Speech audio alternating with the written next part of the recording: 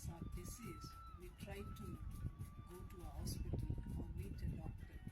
If doctor could not heal, where you will go?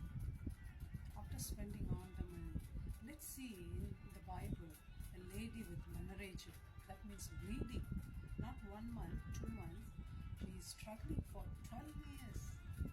She spent almost all her money, but the doctors or apostle or leaders, family could not help. Rather, she developed faith. She did not give up in her life, but she's trying to reach out. Let's see what happened. Jesus was invited to go to Jairus' house to heal a daughter who's 12 years old. But this 12 years bleeding lady accidentally approaches Jesus Christ. She was isolated. If a lady is having a bleeding, she cannot enter the church. She cannot enter the house. She will be separated from family. There is no hug. There is no kiss. There is no tap on the back. Nobody will handshake with her. You know, in COVID, how people were isolated. And nobody can talk to her. She was left all alone. She was called ceremoniously unclean. She is filled with shame. How cost? This lady hears about Jesus. How she can hear when she was in isolation? She could have followed the crowd. She could have saw the crowd passing by her house.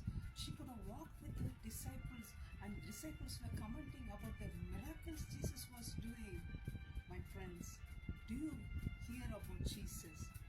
In order to develop faith, you need to hear about the Word of God. Unless you hear, you will not have the faith on Jesus Christ. She knows doctor is not a healer. Jesus is a healer. You know, if you lose blood, you will have dizziness and there is no strength to walk. I don't know how far she walked to reach out to Jesus. She made up her mind, I'm going to touch him. Whether Jesus, we can see in the Bible, he touched the leper, he touched the blind man, gave them life, future, healed them completely. But I'm not going to wait for Jesus' time to touch me. Unclean woman, when she touches Jesus, Jesus will be unclean? My God, no. The Holy God has the power. If you want to get his power, try for that one touch, my friends. She made up her mind, I'm going to touch his garment. Jesus has power in his word. Jesus has power in his eyes. Jesus has power in his touch. Jesus has power in his garments. Do you have anybody like this in the world? So she thought, this powerful Jesus, when I touch him, I should get healed. Jesus, one touch can change your life, whether you're drug addict or adulterous or criminal or whatever sin you're facing, my friends. The bitter God cannot be changed, but bitter life of us can be changed in a fraction of a second. She did not come face Jesus on the face. Instead, she's going at the back, touched the garment of Jesus. Immediately, her bleeding stopped. She tried. Jesus immediately realized that somebody touched him. Jesus knows that. But why did Jesus ask her, who touched me?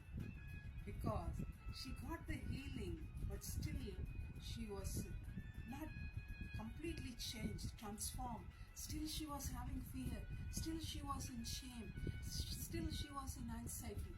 That's what Jesus wanted her full transformation. That's what Jesus wanted her to go happily. Called her daughter, your faith made you to heal. Regardless of her issue, she came to touch Jesus. Whatever circumstances, my friend, do you want to touch Jesus? That one touch. Jesus did not condemn her because she touched. Rather, she called her as a daughter. Jesus is calling you as a daughter. You want to get that privilege and grab him. Come to him. Get the healing instantly. May God bless you.